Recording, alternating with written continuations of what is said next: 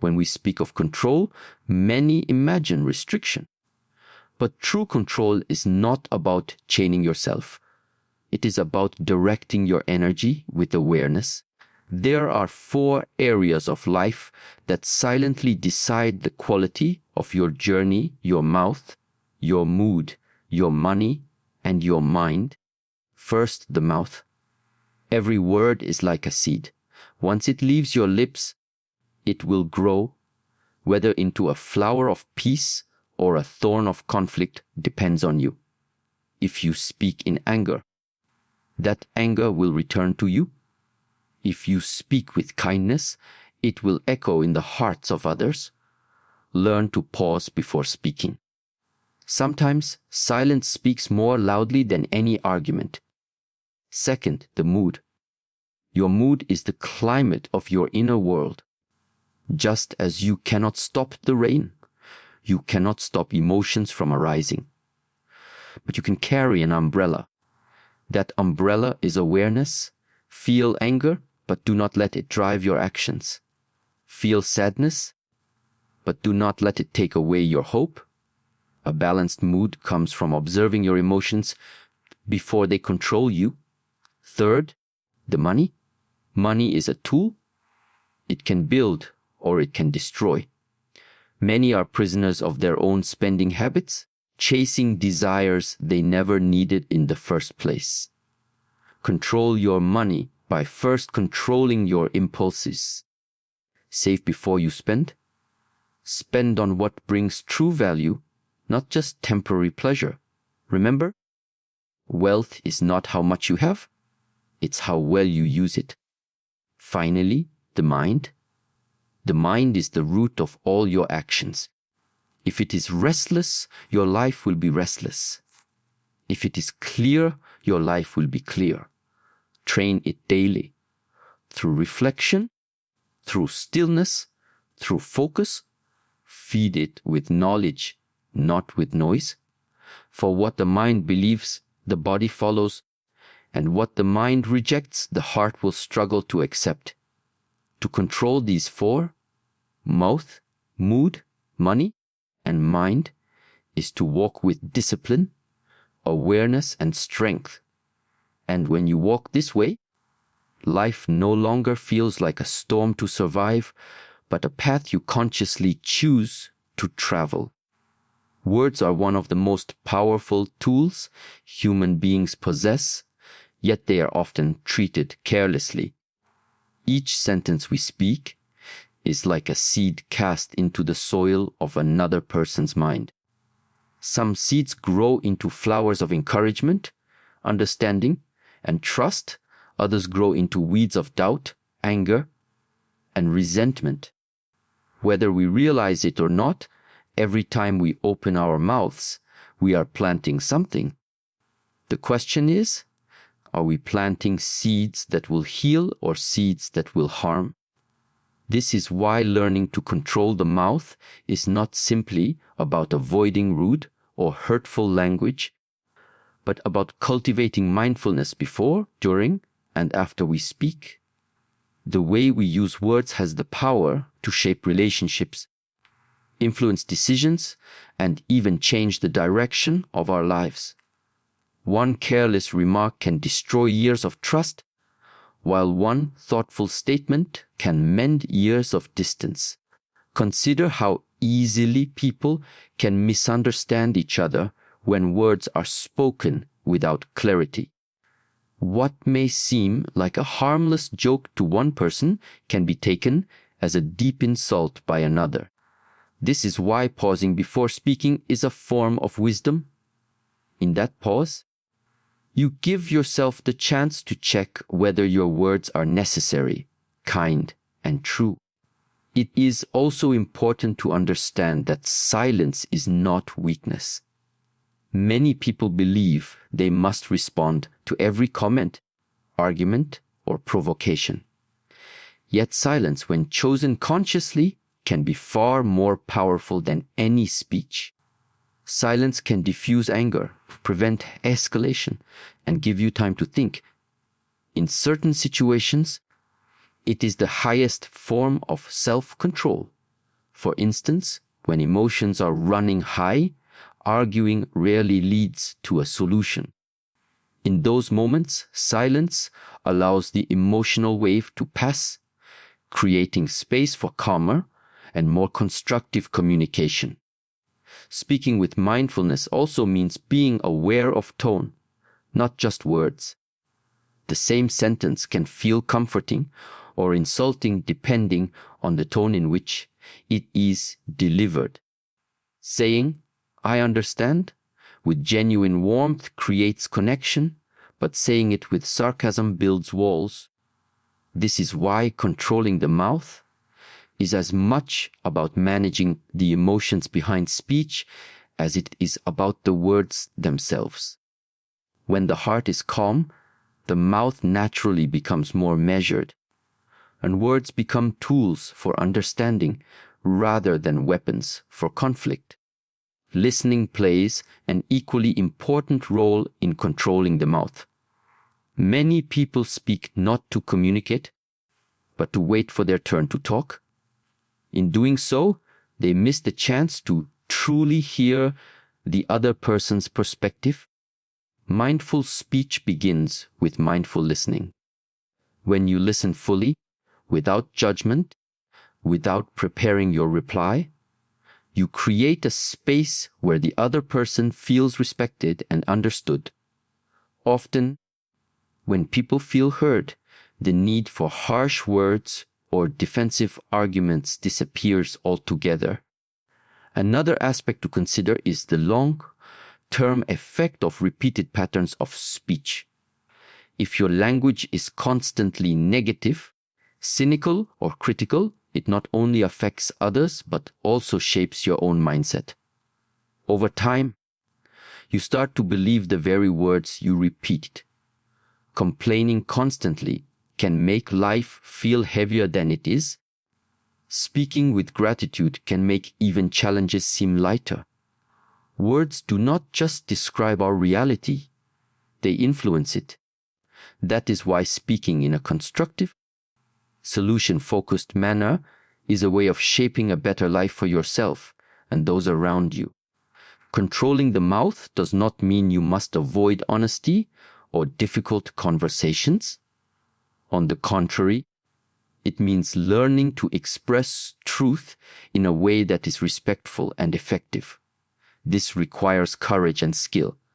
Sometimes, the kindest act is to speak a truth that others avoid, but doing so without harshness ensures that the message is heard rather than rejected. This balance between honesty and kindness is at the heart of effective communication. Finally, remember that the mouth is not just a physical organ, it is a reflection of the mind. When the mind is cluttered with anger, insecurity, or ego, the mouth tends to produce words that mirror those states. When the mind is clear, compassionate, and calm, the mouth becomes a source of peace for others. Therefore, to truly control the mouth, one must also work on controlling the thoughts and emotions that feed into speech. Self-awareness, mindfulness, and empathy are the inner disciplines that guide the mouth towards speech that builds rather than destroys. In learning to control your mouth, you are not just protecting yourself from unnecessary conflict. You are actively creating an environment of trust, respect, and harmony. Your words become bridges rather than barriers, tools of connection rather than division. And in a world where so many speak without thinking, your ability to pause, reflect, and speak with intention becomes a rare and powerful form of wisdom. Mood is like the weather of the mind. It shifts, changes, and sometimes arrives without warning. Just as the outside climate can influence how we feel physically, the internal climate of our emotions shapes our thoughts, actions, and decisions. Some days are sunny, filled with enthusiasm and clarity, while others are stormy, clouded by frustration or sadness. Learning to control mood does not mean eliminating negative emotions or pretending to be cheerful all the time. Rather, it means developing the ability to notice, understand, and manage these emotions so that they do not dictate your behavior or harm your relationships. Emotions are natural signals, like waves rising and falling on the surface of the ocean. They carry messages from within, alerting us to what we value, what threatens us, and what we desire. Anger may signal a boundary being crossed, sadness may reveal a loss, and joy may reflect alignment with something meaningful. However, if we let these emotions steer us without awareness, they can lead to impulsive reactions and unnecessary conflict. The key is not to suppress emotions, but to develop the skill of responding instead of reacting. A reaction is immediate and often driven by habit, while a response is thoughtful and intentional. One effective way to manage mood is to build a habit of pausing before acting. This pause is not weakness, it is wisdom. When someone says something hurtful, the automatic reaction might be to retaliate. But taking a breath, stepping back, and allowing the initial surge of emotion to settle can transform the situation. That small moment of space can prevent you from saying or doing something you later regret. It allows logic to join the conversation that is happening in your mind, balancing emotion with reason. Breathing is a simple yet powerful tool in regulating mood. When emotions run high, the body often reacts with faster heartbeats, tense muscles, and shallow breaths. By slowing the breath and making it deeper, you send a signal to your nervous system that it is safe to relax. This physical shift can quickly reduce the intensity of an emotion, giving you more control over how you respond. Even a minute of slow, mindful breathing can turn a heated moment into a manageable one. Self-reflection also plays a crucial role in mood control. By examining your emotional patterns, you can begin to understand the triggers that influence your mood most strongly. Some people find that certain environments, conversations, or habits consistently lead to irritation or stress. Awareness of these triggers allows you to prepare for them or, when possible, avoid them altogether. Reflection also helps identify whether an emotional reaction is about the present moment or if it is tied to an unresolved past experience. Many times, our mood in the present is colored by memories and old wounds that have nothing to do with the current situation. It is also important to remember that mood is influenced by physical factors. Lack of sleep, poor diet, and inactivity can make it much harder to maintain emotional balance. A tired body struggles to support a calm mind. Therefore, taking care of your physical health is an indirect yet powerful way of controlling mood. Movement, whether it is through exercise, stretching, or simply walking, helps release tension and improve emotional stability. Another valuable approach is to reframe the way you interpret situations. The same event can feel entirely different depending on the perspective you adopt. For example, a traffic jam might be a source of irritation for one person, but an opportunity for another to listen to a podcast or reflect quietly. By consciously choosing a perspective that reduces frustration and increases understanding, you take control of how an event influences your mood. Relationships also benefit greatly from mood awareness. unchecked emotions can damage trust and create distance. When you recognize that your mood is shifting toward irritability or impatience, communicating that awareness can prevent misunderstandings. Saying something like, "I'm feeling a bit stressed right now, so I might need a few minutes before we talk," signals to others that you value the relationship enough to prevent unnecessary conflict. The aim of controlling mood is not to achieve a constant state of happiness, but to find balance. Life will always bring moments of disappointment, frustration, and sadness. But when you have the skill to manage these feelings, they no longer control you. Instead, you navigate through them with awareness, allowing emotions to pass like clouds while you remain grounded.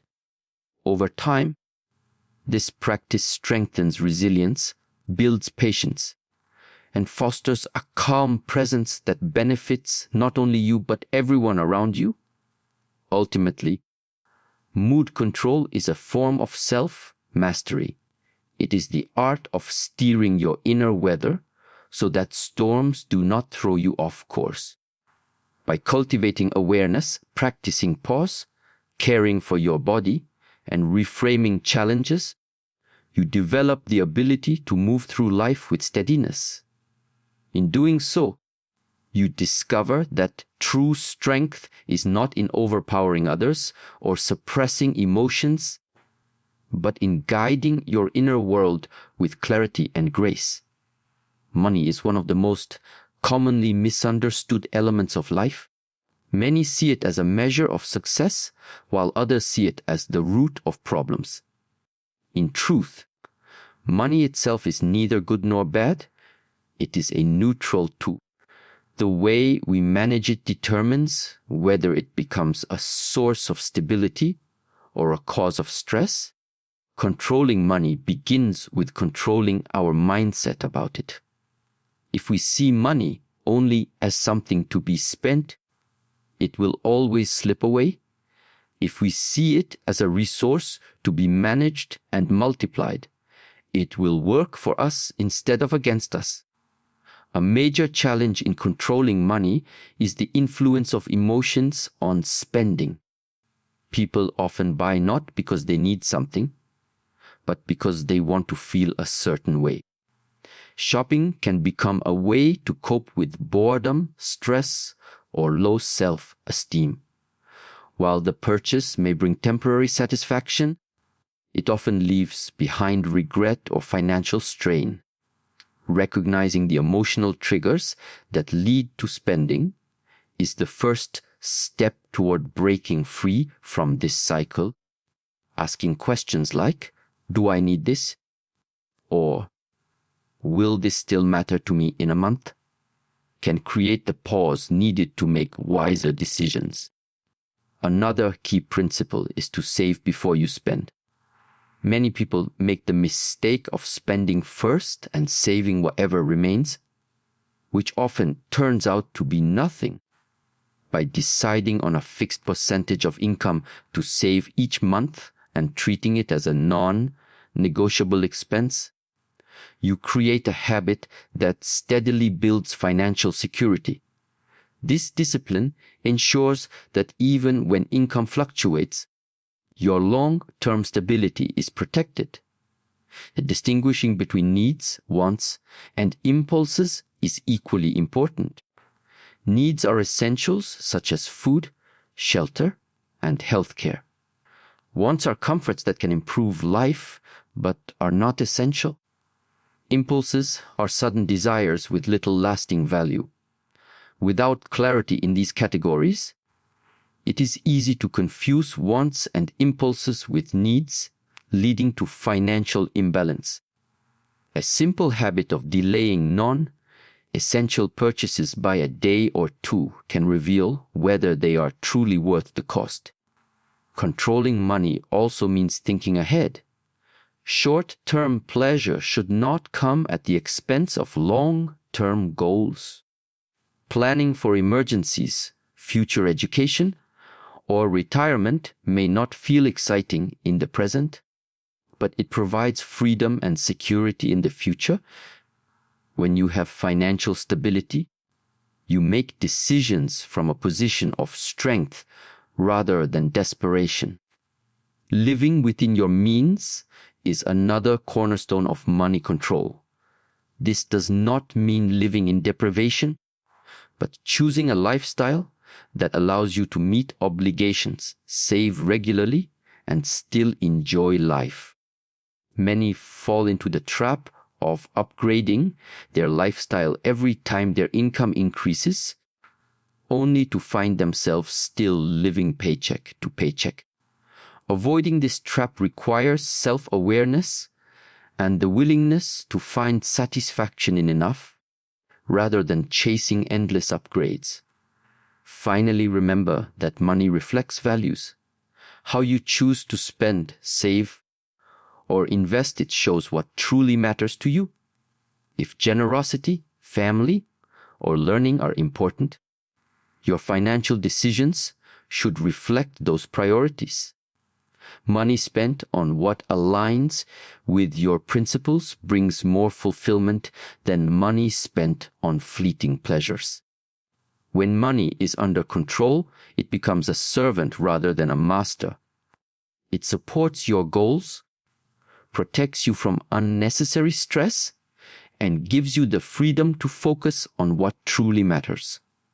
By spending with intention, saving with discipline, and thinking for the long term, you ensure that this tool works for you instead of controlling you. In mastering money, you are not just managing numbers, you are shaping the quality and direction of your life. The mind is the command center of life, the origin of every decision, action, and habit. Before anything happens in the physical world, it first takes shape in the mind.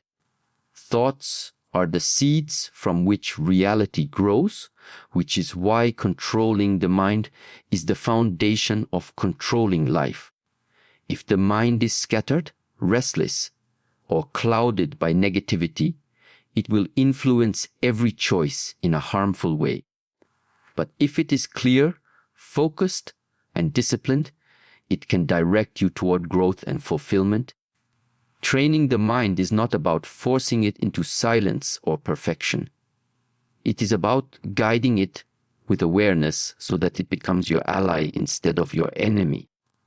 The first step in controlling the mind is understanding its nature. The mind is constantly generating thoughts, many of them repetitive, unproductive, or even harmful. Left unchecked, it can create unnecessary worry, fear, and self-doubt. This is why awareness is essential. Observing your thoughts without immediately believing or reacting to them creates distance between you and the mental chatter. This distance allows you to decide which thoughts deserve your attention and which should be released. Focus is a key skill in mastering the mind. In the modern world, distractions are everywhere. Messages, notifications, endless streams of information. Without focus, the mind becomes like a cup constantly being filled with muddy water.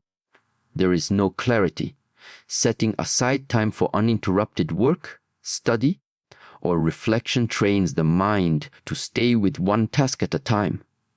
Over time, this builds mental endurance, just as exercise builds physical endurance. Another essential aspect is feeding the mind with the right input. Just as the body reflects the food it consumes, the mind reflects the information it absorbs. If it is constantly filled with negativity, gossip, or meaningless noise, it will struggle to think clearly and constructively. Reading books that expand knowledge, engaging in meaningful conversations, and consuming content that inspires growth all contribute to a sharper, more capable mind. Stillness is also necessary for mental control. Many believe that busyness equals productivity, but a constantly occupied mind cannot process or integrate experiences effectively. Setting aside moments of quiet, whether through meditation, deep breathing, or simply sitting without distraction, gives the mind space to rest and reorganize. This stillness often leads to insights and solutions that cannot emerge in the rush of daily activity. Emotional influence on the mind should not be underestimated. Strong emotions like anger, fear, or excitement can cloud judgment, making decisions impulsive rather than thoughtful. By calming the emotions first, through breathing, movement, or reflection, you allow the mind to see situations more objectively. A calm mind can weigh options carefully and act with intention instead of reacting to temporary feelings. Another dimension of mind control is directing it toward solutions instead of problems. When faced with challenges, an undisciplined mind often fixates on what is wrong, creating stress without progress. A trained mind acknowledges the difficulty, but then shifts its focus to finding a way forward. This shift from problem thinking to solution thinking not only increases effectiveness, but also builds resilience over time. Finally, controlling the mind is not a one-time achievement, but a continuous practice. Just as a garden needs constant care to stay healthy, the mind requires regular attention. Neglect allows weeds, negative habits, limiting beliefs, mental clutter to grow unchecked. But with daily discipline, the mind becomes a powerful tool for creating a purposeful and balanced life. When the mind is under control, it becomes the most valuable asset you possess. It enables you to see clearly, decide wisely, and act with consistency. It helps you stay steady in chaos, creative in challenge, and grateful in success. In mastering the mind, you are not just thinking better. You are shaping the entire direction of your existence. In the end, mastering the mouth, mood, money, and mind is not about creating a rigid life stripped of joy or spontaneity. It is about building a foundation strong enough to handle whatever life brings without losing your balance. Your words shape relationships, your emotions shape decisions, your finances shape opportunities, and your thoughts shape your entire reality. When each of these is under conscious control, you no longer live at the mercy of circumstances. You live by design. This is the quiet strength of self-mastery, not loud, not dramatic, but steady, clear, and deeply powerful. And with each mindful choice, you step closer to the life you were meant to lead.